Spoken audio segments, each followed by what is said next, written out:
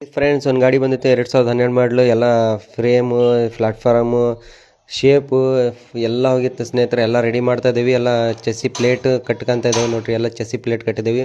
ಇವೆಲ್ಲ ನ್ಯೂ ಮಾಡಲು ಮಾಡಬೇಕಿದೆ ಗಾಡಿಗೆ. ಇದು ಎಲ್ಲ ರೆಡಿ ಆಗಿದೆ ನೋಡಿ ಸ್ನೇಹಿತರೆ. ಪ್ಲಾಟ್ಫಾರ್ಮ್ ಹಾಕಿದ್ದೀವಿ, ಶೇಪ್ ಹಾಕಿದ್ದೀವಿ. ಶೇಪ್ ಒರಿಜಿನಲ್ ಶೇಪೇ ಹಾಕೋದು ಸ್ನೇಹಿತರೆ ನಾವು. ಲೋಕಲ್ ಶೇಪ್ ಹಾಕೋಂಗಿಲ್ಲ. ಎಲ್ಲ ನ್ಯೂ ಮಾಡಲು ಮಾಡಬೇಕು ಸೈಡಿಗೆಲ್ಲ. ಇದು PUP ಅಂತಾರೆ ಇದಕ್ಕೆ ಶೇಪಿಗೆ. ಇದು ಒರಿಜಿನಲ್ ಕಂಪ್ನಿದೇ ಬರೋದು, ಲೋಕಲ್ ಹಾಕಲ್ಲ ನಾವು.